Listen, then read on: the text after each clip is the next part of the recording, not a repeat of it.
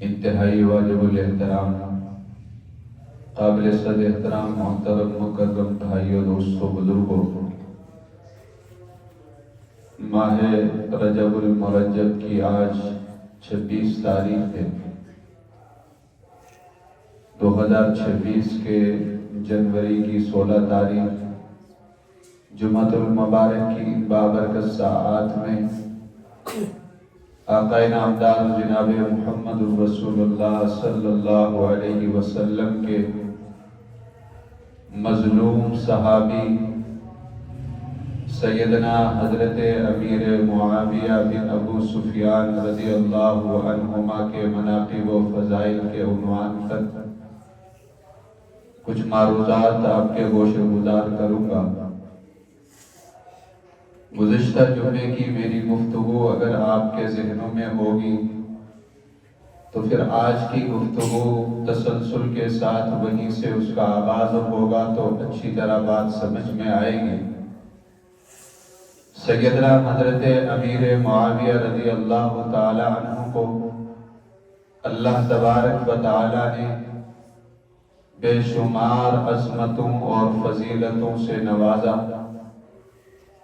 ساری عظمتیں، ساری فضیلتیں اگر ایک طرف رکھ دی جائے تو آپ رضی اللہ تعالی عنہ کا صحابی رسول ہونا یہ وہ عظیم الشان عظمت ہے کہ جس کا نعم البدل اور ثانی کوئی ہو ہی نہیں سکتا ہے۔ اس لیے کہ یہ بات مسلمات میں سے ہے کہ نبوت جس طرح کسبی نہیں رب کا انتخاب ہوتا ہے، ایسے ہی صحابیت بھی کسبی نہیں، یہ بھی انتخاب ربی ہے۔ اللہ جس کو چاہتے ہیں وہی پیغمبر نبی بنتا ہے، اور اللہ جس کو چاہتے ہیں، پسند کرتے ہیں، منتخب کرتے ہیں، وہی صحابی بنتا ہے۔ تو 1.25 صحابہ اپنی مرضی سے صحابی نہیں بنے، بلکہ میرے اللہ نے جس کو چاہا، پسند کیا، چنا، اپنے نبی کی قدموں تک پہنچایا تو وہ نبی کا صحابی بن گیا۔ سیدنا حضرت امیر معاویہ رضی اللہ تعالیٰ عنہ بھی بے شمار عظمتوں اور فضیلتوں کے حامل آقا نامدار صلی اللہ علیہ وسلم کے وہ جانثار صحابی ہیں کہ جن کی عظمتیں اور فضیلتیں اگر بیان کرنا شروع کر دی جائیں تو زندگیاں ختم ہو سکتی ہیں، لیکن میرے محترم دوستو، یہ عظیم قدسی صفات ہستیوں کی عظمتیں کما حق روح کوئی بیان کر نہیں سکتا، جن کی مدح سرائی میں اللہ نے قرآن میں آیات اتاری ہوں۔ میں اور آپ یا ہم میں سے کوئی بڑا، کوئی واعظ، خطیب، ادیب کیا ان کی عظمتوں کو بیان کر سکتا ہے کہ جن کی عظمتیں خود رب تعالیٰ اپنے قرآن میں بیان کر رہے ہیں۔ اللہ ہمیں ان حضرات کی سچی اتباع نصیب فرمائے، اللہ ان کے نقش قدم پر چلنے کی پیروی عطا فرمائے۔ سیدنا حضرت امیر معاویہ رضی اللہ تعالیٰ عنہ کے مناقب و فضائل چل رہے تھے۔ سیدنا حضرت امیر معاویہ رضی اللہ تعالیٰ عنہ کی ایک عظمت اور فضیلت جس سے آج کی گفتگو کا میں آغاز کرنے لگا ہوں، امام طبرانی رحمۃ اللہ علیہ نے اس روایت کو نقل کیا، اور ابن عساکر نے تاریخ دمشق کے اندر اس روایت کو نقل کیا ہے۔ ام المومنین سیدہ کائنات طیبہ طاہرہ عفیفہ صدیقہ بنت صدیق اما جان حضرت عائشہ صدیقہ رضی اللہ تعالیٰ عنہ فرماتی ہیں کہ نبی اکرم صلی اللہ علیہ وسلم ام المومنین حضرت ام حبیبہ رضی اللہ تعالیٰ عنہ کے گھر تشریف لے گئے۔ گھر میں جا کے دیکھا آقا علیہ السلام گھر میں موجود ہیں، تو اچانک گھر کے دروازے میں دستک ہوئی، دروازہ کھولا گیا تو آنے والے سیدنا حضرت امیر معاویہ رضی اللہ تعالیٰ عنہ حضرت امیر معاویہ رضی اللہ تعالیٰ عنہ چونکہ حضرت ام حبیبہ رضی اللہ تعالیٰ عنہ کے بھائی تھے تو اپنی بہن کے گھر آئے، اور ایک اعتبار سے اللہ کے نبی صلی اللہ علیہ وسلم کی زوجہ محترمہ ہونے کی حیثیت سے آپ کی اماں جان تھی، اپنی اماں جان کے گھر تشریف لائے۔ حضرت امیر معاویہ رضی اللہ تعالیٰ عنہ اس شان کے ساتھ گھر تشریف لاتے ہیں کہ آپ کے کان کے اوپر قلم رکھی ہوئی ہے۔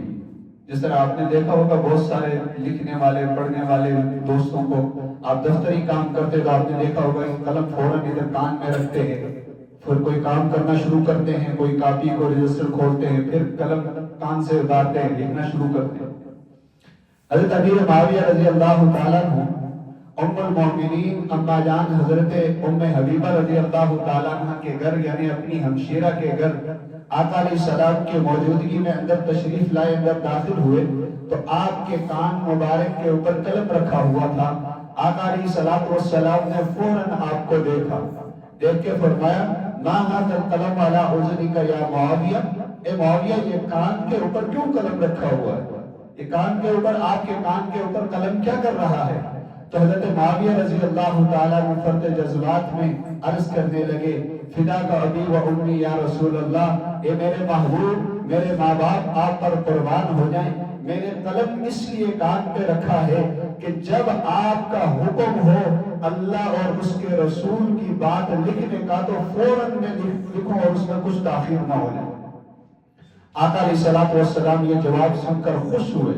اور خوش ہو کے فرمایا جزاک اللہ عن النبی کا خیرہ، امیر معاویہ اللہ آپ کو آپ کے نبی کی طرف سے بہترین جزا عطا فرمائے، بہترین بدلہ اللہ آپ کو عطا فرمائے۔ پھر آقا علیہ السلام نے حضرت امیر معاویہ رضی اللہ تعالیٰ عنہ کو جو کاتب وحی مقرر فرمایا تھا، کتابت وحی کے جو فرائض سر انجام دینے کے لیے ان کو مقرر فرمایا تھا، اس کے متعلق بھی اسی روایت کے اندر آقا علیہ السلام نے فرمایا کہ امیر معاویہ واللہ مجھے اللہ کی قسم ہے کہ جو تمہارے ذمہ میں نے کتابت وحی کی ذمہ داری تمہارے ذمہ لگائی ہوئی ہے الا بوحی من اللہ عز وجل، یہ میں نے اپنی مرضی سے تمہارے ذمہ یہ ذمہ داری نہیں لگائی، یہ اللہ کی وحی سے میں نے آپ کے ذمہ لگائی۔ گویا اللہ نے فرمایا کہ امیر معاویہ سے کہو کہ میرا قرآن لکھے، میرے نبی کا فرمان لکھے۔ اب خود اس سے اندازہ لگائیں کہ امیر معاویہ کی عظمت اور شان کتنی بلند ہے۔ اللہ عرشوں سے وحی اتار کے اپنے نبی سے فرما رہے ہیں امیر معاویہ کی یہ ڈیوٹی ہے، اس کام کے لیے لگانا ہے۔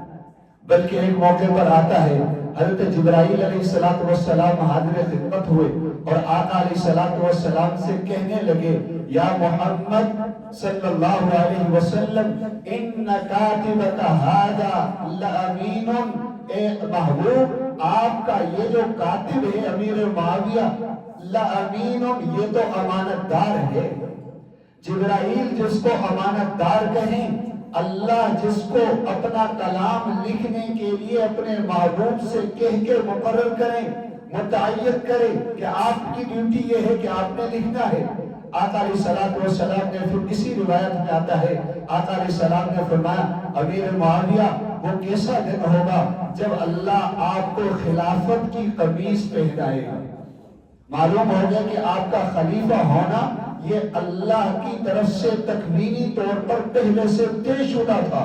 جیسے بہت سارے لوگوں نے یہ عقیدہ کر لیا ہے کہ جی غصب کی گئی خلافت جو ہے نا، خلافت اور ملوکیت کے نام پہ کتابیں لکھ کے کہ جی خلافت راشدہ علی المرتضیٰ تک تھی، آگے ملوکیت بادشاہت شروع ہو گئی تھی، میرا کوڑ اور بکواس ہے۔ اللہ کے محبوب صلی اللہ علیہ وسلم کے فرامین سے انحراف ہے۔ آقا علیہ السلام کی واضح احادیث کو پس پش ڈالنے والی بات ہے۔ آقا علیہ السلام نے اسی روایت میں فرمایا امیر معاویہ وہ کیسا وقت ہوگا جب اللہ آپ کو خلافت کی قمیص پہنائے گا۔ ام المومنین اما جان حضرت ام حبیبہ رضی اللہ تعالیٰ عرض کرنے لگی اے اللہ کے محبوب صلی اللہ علیہ وسلم اللہ میرے بھائی کو خلیفہ بنائیں گے؟ آقا علیہ السلام نے فرمایا نعم جی ہاں اللہ آپ کے بھائی کو خلیفہ مقرر فرمائیں گے۔ پھر آقا علیہ السلام نے فرمایا وَلَكِنْ فِيهِ حَنَاتٌ وَحَنَاتٌ، لیکن اس وقت حالات اس قسم کے ہوں گے، اس قسم کے ہوں گے، یعنی اس کی مشکلات بیان فرمائی کہ ایسا مشکل وقت آئے گا، ایسا مشکل دور ہوگا۔ ام المومنین سیدہ کائنات اما جان حضرت ام حبیبہ رضی اللہ تعالیٰ عنہ نے جب یہ جملہ آقا علیہ السلام کی زبان مبارک سے سنا تو سن کر عرض کرنے لگی یا رسول اللہ صلی اللہ علیہ وسلم فادعوا لہ، اے میرے محبوب میرے بھائی کے لیے آپ دعا فرمائیے، میرے بھائی کے لیے آپ دعا فرمائیں۔ فرماتے ہیں ام المومنین اما جان عائشہ صدیقہ رضی اللہ تعالیٰ عنہ راویہ ہیں، فرماتی ہیں آقا علیہ السلام نے اس موقع پر امیر معاویہ رضی اللہ تعالیٰ عنہ کے لیے 3 دعائیں ارشاد فرمائی۔ گزشتہ جمعے میں ایک روایت میں نے آپ کے سامنے پڑھی تھی اور اس میں بھی میں نے آپ کو بتایا تھا ایک ہی وقت میں آقا علیہ السلام نے 3 دعائیں امیر معاویہ رضی اللہ تعالیٰ عنہ کو دی، اور اس روایت میں بھی آقا علیہ السلام نے 3 دعائیں ارشاد فرمائیں۔ میں اللہم اہدہ بالہدی، اے اللہ امیر معاویہ کو ہدایت کی طرف رہنمائی فرما، امیر معاویہ کی ہدایت کی طرف رہنمائی فرما، وجنبہ الردی، اور اے اللہ اس کو ہلاکت سے محفوظ فرما، ہلاک ہونے سے محفوظ فرما، واغفر لہ فی الآخرۃ والأولی، اور اے اللہ دنیا اور آخرت میں اس کی مغفرت فرما۔ اور ایک موقع پر آقا علیہ السلام نے دوسری ایک روایت میں فرمایا وَمَكِّنْ لَهُ فِي الْبِلَادِ، اور اے اللہ امیر معاویہ کی حکومت کو شہروں میں مستحکم فرما۔ گویا کہ آپ کے زمانے خلافت میں جو آدھی سے زیادہ دنیا پر پرچم اسلام لہرایا ہے، اور آدھی سے زیادہ دنیا جو ہے نا اسلام کی چھاؤں میں آئی ہے، پیچھے آقا علیہ السلام کی دعائیں تھی، پیچھے آقا علیہ السلام کی دعائیں تھی۔ میرے آقا صلی اللہ علیہ وسلم نے آپ کے لیے جو دعائیں فرمائی، میرے محترم دوستو بزرگوں خود اندازہ لگائیں کہ امیر معاویہ رضی اللہ تعالیٰ عنہ کی عظمت اور شان کتنی بلند ہے کہ امام الانبیاء صلی اللہ علیہ وسلم جن کے لیے دعائیں فرما رہے ہیں۔ صاحب تطہیر الجنان اپنی تصنیف کے اپنی کتاب کے صفحہ نمبر 20 پر ایک روایت نقل کرتے ہیں، کہتے ہیں ایک موقع پر یہی امیر معاویہ رضی اللہ تعالیٰ عنہ کسی سفر سے تشریف لائے۔ آدمی سفر سے آتا ہے تو تھکا ہارا ہوتا ہے، اپنی بہن ام حبیبہ رضی اللہ تعالیٰ عنہ ام المومنین ان کے گھر تشریف لائے۔ آقا علیہ السلام اس وقت گھر میں موجود نہیں تھے، تو جب امیر معاویہ رضی اللہ تعالیٰ عنہ اپنی بہن کے گھر تشریف لائے تو بہن نے دیکھا بھائی دور کے سفر سے آئے ہیں، تھکے ہارے ہیں اور تھکاوٹ کے اثرات آپ کے چہرے سے ظاہر ہو رہے ہیں، تو بہن کہنے لگی بھائی جان آپ کے سر کی میں کچھ مالش کر لوں، آپ کا سر دبا لوں، سر میں تیل لگاؤں تاکہ آپ کی تھکاوٹ دور ہو جائے۔ تو بھائی اپنی بہن کے سامنے، جو کہ امیر معاویہ رضی اللہ تعالیٰ عنہ حضرت ام حبیبہ رضی اللہ تعالیٰ عنہ سے عمر میں بڑے تھے، مقام اور مرتبے میں ام حبیبہ رضی اللہ تعالیٰ عنہ بڑی ہیں، اس لیے کہ وہ ام المومنین ہیں، امیر معاویہ کی ایک حیثیت سے بہن ہے تو دوسری حیثیت سے ماں ہے، تو ماں کا مقام اور مرتبہ بلند ہوتا ہے، لیکن عمر کے اعتبار سے حضرت امیر معاویہ رضی اللہ تعالیٰ عنہ حضرت ام حبیبہ رضی اللہ تعالیٰ عنہ سے بڑے تھے۔ آپ اپنی بہن کے سامنے بیٹھ گئے اور بہن جو ہے نا آپ کے سر پہ تیل لگا رہے ہیں۔ آقا علیہ السلام گھر میں داخل ہو گئے، تشریف لائے۔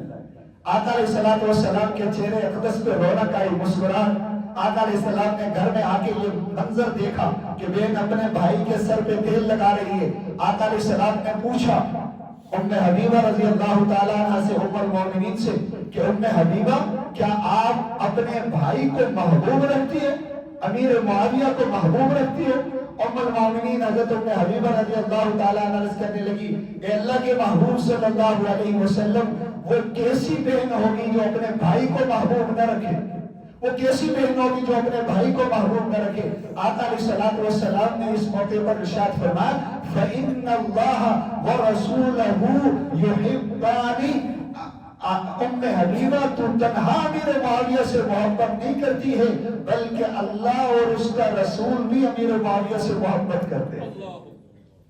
اللہ اور اس کا رسول بھی امیر معاویہ سے محبت کرتے ہیں۔ اللہ ہمیں ان حضرات کی محبت نصیب فرمائے۔ اسی طریقے سے البدایہ والنہایہ کے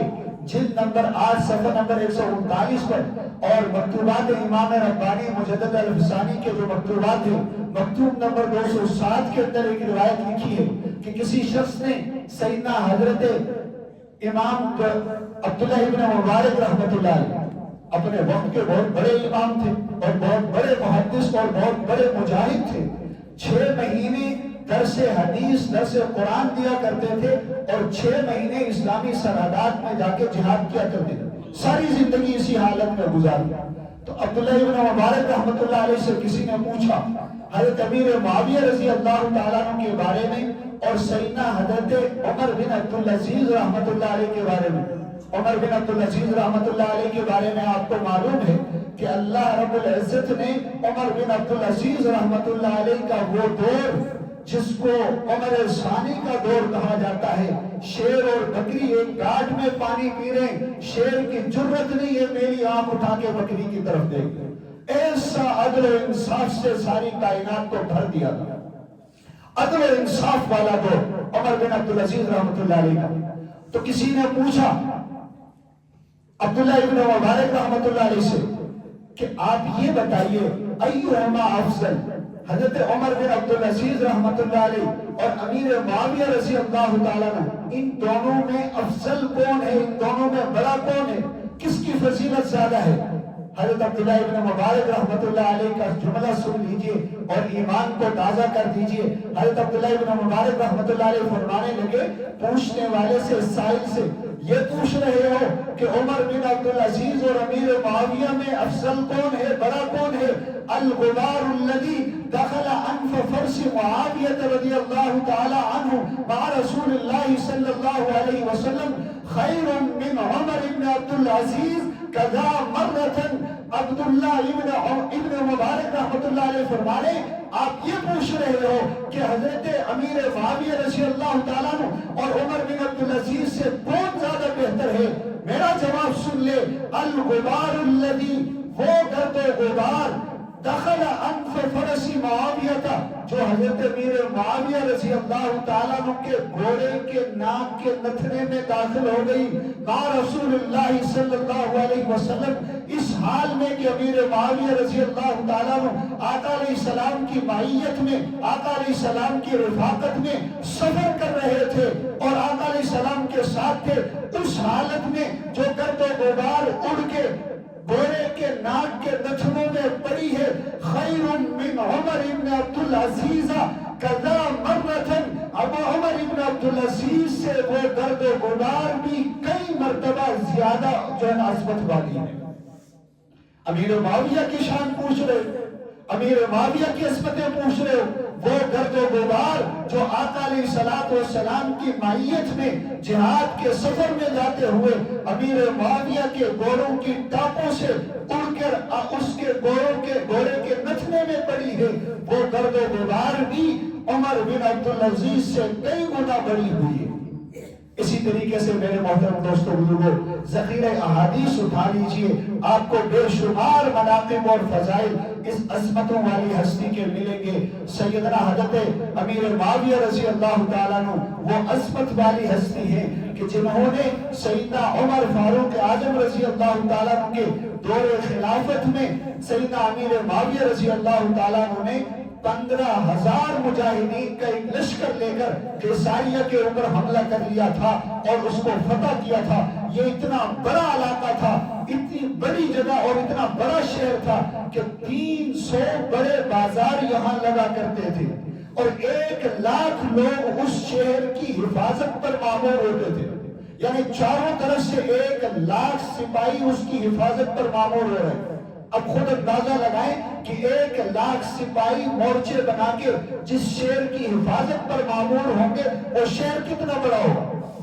حضرت امیر معاویہ رضی اللہ تعالیٰ عنہ نے، اور رومیوں کا اس پر تسلط تھا، رومیوں کا دور حکومت تھا اور رومی ظاہر سی بات ہے اس زمانے کی سپر طاقت روم کہلاتے تھے، اور حضرت امیر معاویہ رضی اللہ تعالیٰ عنہ نے، حضرت عمر رضی اللہ تعالیٰ عنہ کا جو زمانہ خلافت ہے ایک لشکر لیا اور لشکر لے کے اس شہر کے اوپر حملہ آور ہو گئے اور حملہ کر کے رومیوں کے ساتھ مقابلہ کیا. 80,000 رومیوں کو واصل جہنم کیا اور شہر کو فتح کر دیا. یہی وجہ ہے آج دنیا یہودیت، دنیا رفس امیر معاویہ رضی اللہ تعالیٰ عنہ کے نام سے جلتی ہے. اسی سی وجہ سے جلتی ہے کہ امیر معاویہ رضی اللہ تعالیٰ عنہ نے ان کے پرخچے اڑا دیے تھے. امیر معاویہ رضی اللہ تعالیٰ عنہ نے ان کے راستے بند کر دیے تھے اور ان کے شہروں پر اسلام کے پرچم گاڑ دیے تھے. امیر معاویہ رضی اللہ تعالیٰ عنہ، امیر معاویہ رضی اللہ تعالیٰ عنہ کی کس کس عظمت کو بیان کیا جائے. آج آپ کی مساجد کے اندر جو مینار نظر آ رہے ہیں، جو مسجد کی عظمت اور بلندی کی ایک علامت اور نشانی ہے، اس کی بنیاد ڈالنے والے امیر معاویہ رضی اللہ تعالیٰ عنہ. اپنے دور حکومت میں حضرت امیر معاویہ رضی اللہ تعالیٰ عنہ نے 5400 نئے علاقے فتح کیے اور اسلام میں داخل کر دیے اسلامی ریاست کے اندر. اسی طریقے سے خانہ کعبہ کے اوپر آپ نے غلاف دیکھا ہوگا. غلاف کعبہ کو آپ پکڑ کے چلتے ہیں طواف کرتے ہوئے. حجر اسود کو بوسہ دینے کے لیے آپ ویسے تو نہیں جا سکتے، کئی مرتبہ جانے کا اتفاق ہوا تو صرف ایک ہی راستہ ملا کہ غلاف کعبہ کو پکڑ کے اسی کے ساتھ